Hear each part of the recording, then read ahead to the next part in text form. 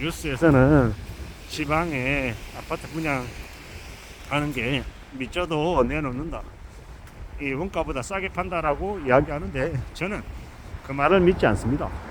지금 또 여전히 지방의 부동산들 할인 분양한다 그러고 집을 사면 뭐 자동차 준다고 얘기하는데 그거 다 원가에 포함되어 있습니다. 이미 지방 부동산들 부도가 나니 어쩌니 지랄 발광을 하고 있지만 그럼에도 불구하고 여전히 비싼 가격에 내놓고 있다는 겁니다. 할인 분양이 아니라고 저는 생각합니다.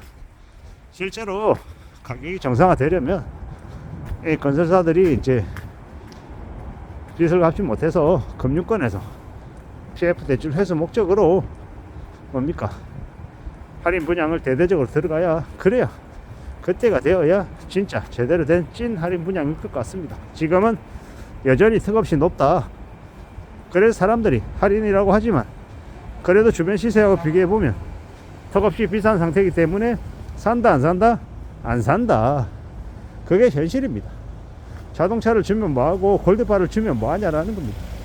계약금 10%가 아니고 5% 할 분들 뭐 여전히 덤탱이 씌우는 건 똑같은데 어따 대고 사기질이냐라고 사람들이 생각하는 겁니다. 너무 뻥튀기를 많이 해놨어요. 그런 뻥튀기 된 가격에 누가 사냐라는 겁니다. 사는 놈들이 지금도 바보고 호구고 등신입니다.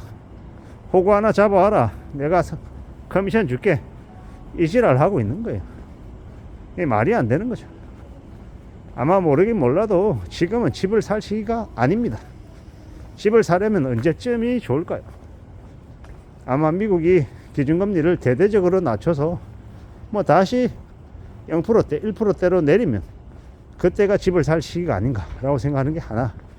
두 번째는 전세 매물이 대폭 줄어들 때.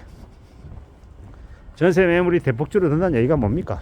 사람들이 대거 전세로 몰린다라는 거죠. 대거 몰린다라는 건 전세 가격이 오를 가능성이 있다라는 거. 전세 가격이 오르면 덩달아 집값이 올라갈 가능성이 있기 때문에 그걸 하나의 지표로 보는 거죠. 또요, 미분양 물량이 대폭 감소할 때, 그 다음은 주택구입 부담지수가 2013년, 2014년, 2015년 상반기 이 정도 지수로 내려갈 때, 그리고 경매시장에 사람이 없을 때, 또한 이제 더 이상 집은 재테크 수단이 못 된다. 집은 주거의 수단인 거지. 집을 샀다가 이제 시세 차익을 보고 이런 일은 이제 더 이상 일어나지 않는다. 이런 얘기할 때, 그럴 때가 집을 살 시기라고 생각합니다. 지역 불문하고 말입니다. 그 지역에 맞게 이제 따져봐야겠죠. 사는 지역이 서울이라고 하면 서울의 주택구입 부담지수가 언제 얼마이냐를 따져봐야겠죠. 2014년에서 2015년 사이에 주택구입 부담지수가 제일 낮았던 게 아마 85m로 내려간 적도 있을 겁니다. 대체로 주택구입 부담지수가 85에서 한 90, 95 이 정도일 때가 가격이 그래도 싼 시기다라고 보면 맞을 것 같습니다. 주택구입 부담지수 이제 추이가 어떻게 이제 흘러가는지를 보면 맞을 것 같다라는 겁니다. 지금도 여전히 주택구입 부담지수는 150이 넘는다고 합니다. 무슨 얘기입니까? 50% 이상 비싸다라는 얘기인 겁니다. 지금이 주택 가격이 150%인 상태다라고 해석하면 맞겠습니다. 100 이하로 내려갈 때, 90이나 95% 될 때, 85% 될 때, 그때 사는 게 좋겠다라는 겁니다. 지금은 아니다라는 겁니다. 이걸 잘 생각해 볼 필요가 있습니다. 우리가 살아가는 지금의 시대, 현실들 다 녹록지 않고 다 빡빡합니다. 집에 올인할 수 있을 만큼 상황이 좋지 못하다라는 겁니다. 그렇기 때문에 더욱 무리하지 않아야 되고 지금 현재 상황에서 어떻게 지낼지를 잘 궁리해야 된다라는 겁니다. 잘 살펴보고 잘 따져볼 필요가 있겠다라는 겁니다. 경거망동하거나 욕심부리거나 너무 서두르거나 그러지 않아야 되겠다라는 겁니다. 살아가는 지금의 시대, 우리의 현실들 다들 예사롭지 않습니다. 다들 막막합니다. 좀 더 조심하고 좀 더 대비하고 좀 더 우려하며 살아가야 될 것 같습니다. 잘 생각해야죠. 살아간다라는 게 절대로 소홀하지 않습니다. 지방의 부동산들이, 지방의 아파트 분양 시장이 되게 안 좋다라고 하는데 두고 보자고.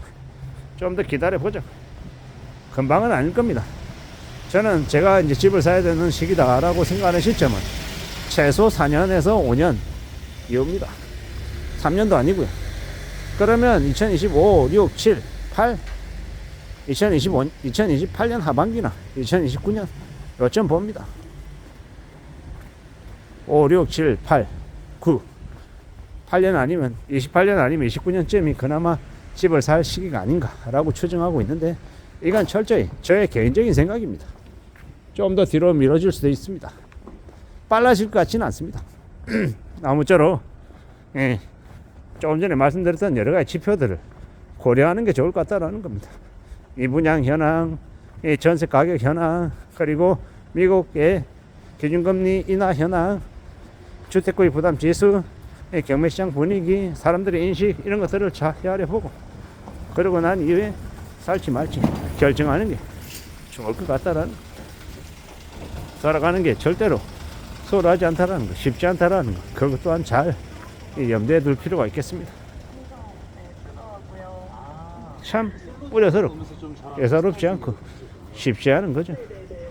조심하고 또 조심해야 될 것 같습니다. 염두에 둬야 될 것 같다라는 겁니다. 참 우리가 살아가는 시대가 참으로 녹록지 않다라는 거, 만만하지 않다라는 거, 잘 좀 생각하며 살아가야 될 것 같습니다. 너무 욕심 부리면 안 된다, 너무 함부로 기대하지 말자라는 겁니다.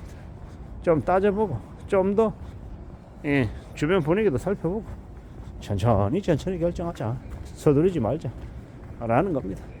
함부로 서둘렀다가는 크고 다신다. 좀 더 신중하게, 좀 더 진중하게 기다리고 또 기다리고, 아주 천천히 남들 다 지나가고 난 다음에, 한참 지난 다음에 제일 나중에도 괜찮다라는 겁니다. 앞장서서 빨리 하겠다라고 욕심 부리지 않는 것, 그게 더욱더 필요하다라는 말씀을 드립니다. 우리가 살아가는 지금의 시대는 언제든 생각과 다르게 흘러갈 수 있다라는 것, 그래서 더 신중하게, 더 조심하고 또 조심할 필요가 있겠다라는 겁니다. 그런 각오로, 그런 마음으로 지내자라고 말씀을 드립니다. 우리의 시대가, 지금의 시대가 많이 예사롭지 않습니다. 지금은 아주 큰 쓰나미가 몰려올 것만 같습니다. 그게 아마 미국으로부터 시작되는 미국 나스닥 시장 폭락, 이러한 것들이 아마 우리에게 올 것 같다라는 겁니다. 함부로 경거망동하고 함부로 쉽게 생각해서는 안 되겠습니다. 예사롭지 않은 사항이다 라고 생각하고, 지금은 현금을 확보하고 기다려야 될 시기 같습니다. 서두르지 않아야 될 것 같다라는 겁니다. 조심하며 지내는 게 더욱더 필요하다 라는 말씀을 드리며, 오늘 하루를 또 잘 보내기를 진심으로 바라겠습니다. 감사합니다.